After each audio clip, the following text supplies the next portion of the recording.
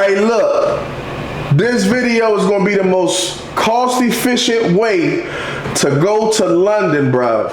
Get your P's in order, bruv. Listen, I'm not here to make money off it, like some of these travel agents. I get that and all that, man. But it's a lot of y'all fans out there that want to go without people paying for their trip and some more off of your name, man. Listen, the Commanders got offers for like $5,000. That's including your transportation from the flights, transportation, tickets to the game, some little social events like big bus rides, all that. Listen, bro, all that stuff, man, nah. It's much more cheaper than that. This is how you do it. First and foremost, if you get a non-stop flight to London, it's going to be a stack right now. About a stack, non-stop, anywhere in the DC area. Dulles to me is the best airport. Flying out of Dulles, it's going to be a stack non-stop. Round trip.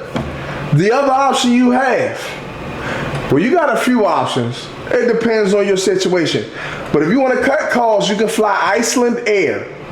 Iceland Air is about $750 round trip, but with a layover. So, in theory, depending on your trip time, I'm going to go from probably Friday to Monday. I may go Thursday. But let's say you're doing that, you can do a layover there, spend the day there, do the Iceland igloos or whatever, and then go straight in. That'd be a little cheaper. Or you can fly into Paris. Paris is a 3-hour train ride from London for like $100. So you can also do that as a layover spot if you want to cut a little bit of cost and get in there. Me personally, I'm not doing all that this time, but I'm flying straight in. Hotel areas, a lot of people like, man, the hotels are expensive, they don't know where to stay. You do not want to stay by the stadium. The stadium is out the way. The only time that you're going to spend at the stadium is during the day of the game. That's it. Now you got to think, we 6 hours behind. So although the game is 9:30 a.m. here, it's about 3:30 p.m. there. That's more than enough time to wake up, get yourself some breakfast, do something or whatever the case, and get to the game 2 hours prior to it starting. They got train system. The train system out there is not like here. It's better by far than anything else. But it also depends on where you stay. Where I'm planning on staying, in the area I'm staying, it's about a 23-minute car ride. I'm an Uber there. The Uber's gonna probably be around $50-$60, and it probably may surge going back, but that's a bill I'm willing to take. So I'm gonna say $200 for my travels to and fro from the game, just the game stuff. So we already, me and my wife going, plus we're gonna consider all the costs. It's gonna be about $200 if you getting Uber services from the airport, because the airport is far west. If you're flying into Heathrow, which is the only airport to fly into, everything is east. So depending on how far you stand off the beaten path, it's going to dictate your price from the airport. Okay, now I got the map up right now. Now I'm going to tell you the best areas to stay. So first and foremost, and all this stuff is walking distance from everything. You're talking about the London Eye, the Tower of London, Buckingham Palace, everything, bro. All of this stuff is walking distance. So you got the Soho area. That's also where all the nightlife is. It's a lot of nightlife everywhere in London, but this is like a curated area, kind of like a U Street or think Bourbon Street type of thing. You got a lot of stuff in Soho. You got Westminster, right? Great area to stay, convenient to everything, close to the London Eye. You also got, hold on, I'm trying to find the area.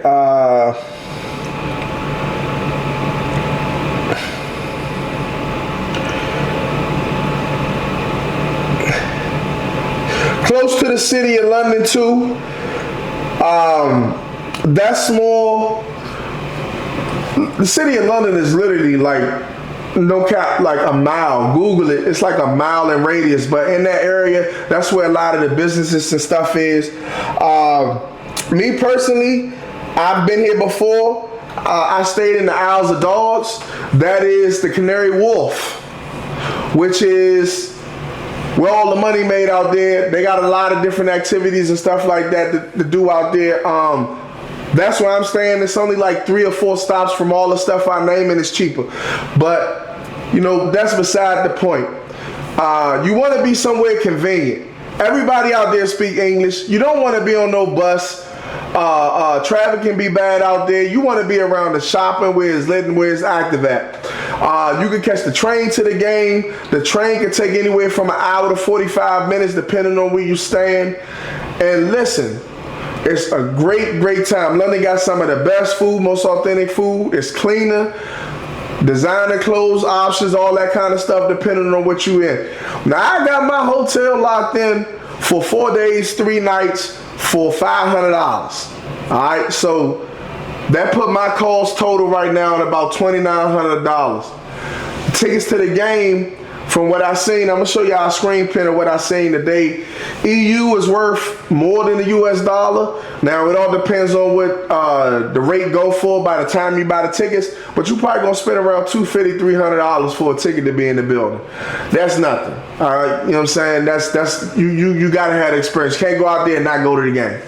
So like I said, you're looking at around roughly $3,300, $3,600 for your core of everything. That's getting there, that's the game, that's the hotel, that's the travel, commuting back and forth.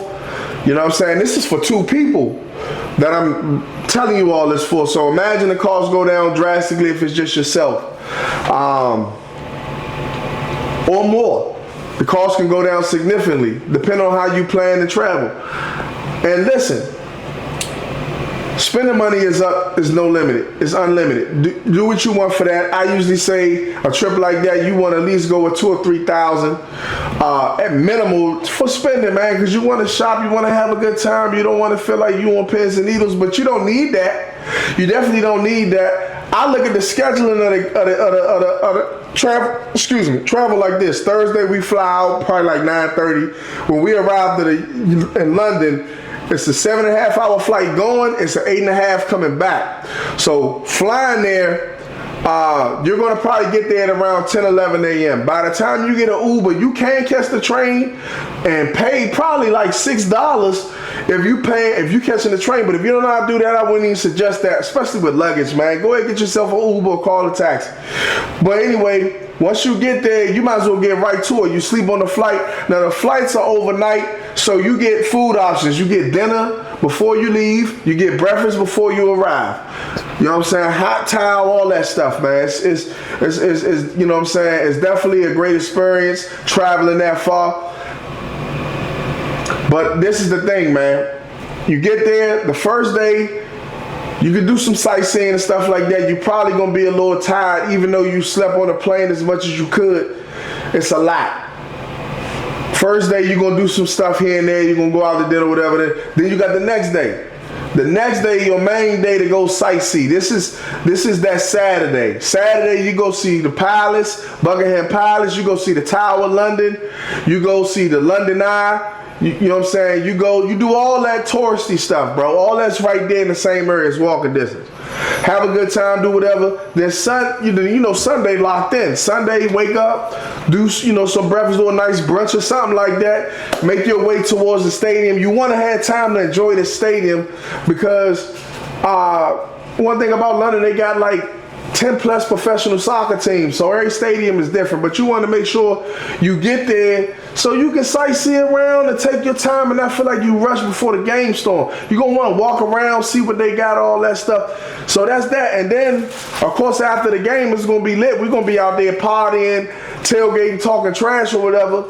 And then, you know what I'm saying, Monday, depending on the time you flying, that's a wash, you coming back.